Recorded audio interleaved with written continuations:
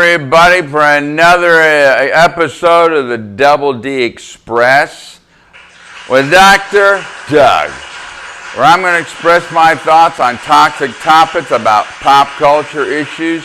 We have a dialogue, not a debate, because in debate somebody loses. We don't want to be a loser. So let's have a dialogue, which is Greek for talking through something, okay? And I want to get a shout out to freesound.org for the special effects. Okay, so what's the topic today? All right, you ready for this? Smart rooms. Yeah. Dumb brains. Yeah, that's really sad. I told my students for years I was going to write a book called Smart Rooms, Dumb Brains, because of what's happened in education. So that's the issue. What's in education? We pay taxes as parents or non-parents for schools and teachers. Are we getting our money's worth? That was what the PTA, the Parent Teacher Association, was created to do, to get them all together to talk about what are we getting done. All right, so that's the topic today, okay? What's the center of education? That's indicates that maybe a target we're shooting for, right? And that's the big debate in PTA, all right? What should be the center of education? Now, there were those who would argue that, well, it was the teacher. She is the center. She's presenting the information students have to watch. All right, and listen. Well, others said, no, it should be student-centered because it's about student needs. All right, so we should think about what they need or even how to teach them.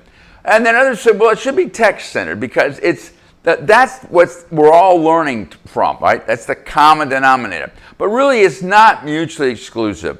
They all work together, all right? Teachers are focused on students. Students are focused on teachers. They're all focused on the textbooks, okay? We want dialogue, all right? Unfortunately, over time, it really did become student-centered education. And what do students want? Well, they want an A because a B means bad, a C means crummy, and a D means dumb, all right? So it all dumbed down education because it lowered standards. That was sad. So let's try another approach. What's the goal? All right, goals indicate we have to have a plan. And plans need measurements to measure achievements, all right? And it's all about knowledge and thinking skills in education. Here's geometry. We're teaching them how to measure shapes, angles, sides, volume of shapes. Here's a lab where we've got, experiment, you have to learn the procedures on the experiment in order to do it properly and to test results, right? Knowledge and thinking skills, all right? Now that created a really big debate for decades now. How are we going to measure it? There were those who said, well, if you do any measure, they didn't want any kind of test because you're just teaching the test.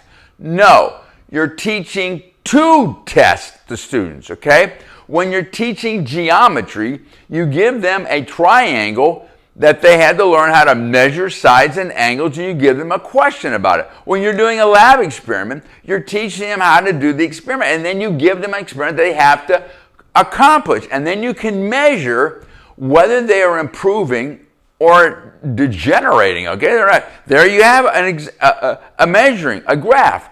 We can know how many A's, B's, C's we have, how many D's. We can compare that to previous semesters, and then we get a sense of if their grades are lowering, then what's the issue here? Is it the students? Is it the way it's being taught? Is it the textbook? What is it? Okay, but you have to have measures for improvement or decline. Okay, and that way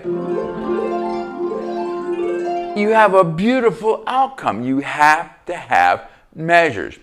I argued decades ago that education must be learning-centered, okay? What does that mean? It means it's brain-centered, okay? The brain only learns certain ways. We have the 5 senses that we gather information from. We store it in the brain, in the neurons, and then we have long-term memory that we can use for rapid problem solving, rapid recall, all right? So we need those senses being activated, all right? It goes with like the synaptic pathways and the neurons. The synaptic pathways are taking the information from sight, from sound, from smell, from taste, from touch, and transmitting it to the memory of neurons in the brain in order to store the information for rapid recall. Okay, you hear it? It's going in there, it's tapping it out, tapping it out again. It's sending messages to the brain, the neurons, and that's where it's being stored, okay? And then, I always tell students all the time, you know when you're learning, it's when your brain hurts. Why does your brain hurt? Why does it hurt to learn?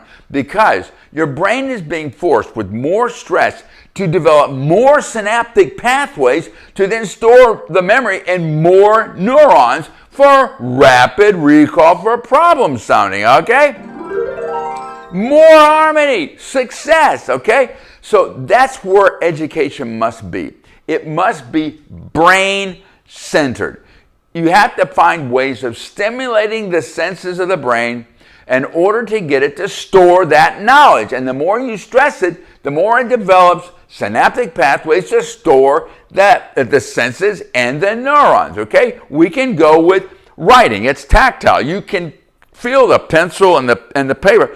I used to make my students read the outline on the overhead, write it down, check it, look it up, look at it, next line, write it down. Why? Because it's being processed through the brain. Sight, touch, and the experience of the classroom, okay? When you're doing an experiment, now you have multiple senses involved, all right? You've got smell, you can smell what you're doing. You've got touch, you're touching the things. You've got a sense of, you actually have an emotional too because you're excited about what you're doing. The more senses you add to the experience, the more that it will be stored in the brain, and that's learning, okay? Ultimately, you have a social, emotional context of the classroom, okay? And you've got people who are going to be learning. See, clapping is about, we enjoy it, but we learn something. That releases endorphins, okay? Endorphins are the natural joy juice of the brain. And when we learn and we reinforce that learning with clapping, we enjoyed it, that stores more information in the brain for rapid recall for problem solving, all right? It's simple, all right? But what's happened in education over the last 40 years? Technology was adopted into colleges and universities and high schools, and that would somehow enhance learning, right? The smart rooms. And I've said before, that meant for decades I taught in dumb rooms because I didn't have all this technology, okay, right? Remember that we've got the internet. We just connect it. We have all knowledge. We are omniscient. Wow, that is incredible. And then we have calculators. The TI-85, Texas Institute 85, man, you could punch anything you want, and boy, it would solve your problems, okay? And then we had the laptop, right? More connection to the internet. And everybody said, that's a smart room, and that would make smart kids. No, it doesn't. You know why? Because the information is stored in a hard drive or a solid state drive. They're a lot better, I got to tell you. It's not stored in the brain. What are you going to do to problem solve? Hang on a minute, I got to get my Texas Institute 85 out. I got to calculate this. No, you don't have that kind of time. You can't go to access the technology to problems. You have to have it in your mind, your brain, stored for rapid recall for problem solving, okay? And that becomes very important because if you don't have it stored in the brain, it's very sad. Because then you're not going to be able to problem solve, and you'll probably fail. If not a job interview, you'll probably fail life. Because you couldn't access it on your calculator or your laptop, all right? Stored in the brain. Now, what does that lead us to? What's the ultimate solution, okay? Here it is. Simple. Are you ready? Teach them to fish, all right? It's psychosomatic training, meaning mind-body, where the mind and body are building the coordination together, and it's stimulating the brain because you've got all five senses going, and plus emotion going on, and you are storing that for long-term memory that can be used for rapid recall and problem solving. They teach the guy to, we were kids, right? You got taught how to put the bait on the hook, you cast it, I got something, you reel it in. That's exciting, you learn. And then you could repeat it, all right? With kids, you learn, that's the jungle gym set, right? You were climbing the rock wall, you were going on the slide, you were crawling into the swing sets. All that was stimulating the brain. And then you have more synaptic pathways to go and do your math or do your English, right? Or do your science because you've stimulated the brain with basic psychosomatic training. And then sports, that's a big one. Doubles and ping pong, all right? That's fast, rapid. I've done ping pong before, I've done tennis too. This is fast. This is where the brain has to have very sharp awareness of eye-hand coordination that in order to stop it and hit it back, all right? And then you repeat that 28 times, and then you have stored memory for problem-solving skills, all right? And that releases endorphins with the applause of the winner, but they're really both winners because they both worked together to problem solve. Their brains were functioning the way they were supposed to. So there we are, okay? Send that bird off. We are here today, another Double D Express with Dr. Doug. All right, shout out to freesounds.org. Brain-centered education, psychosomatic learning, okay? And don't forget to click that subscribe and like button for the rest. So until next time, see ya.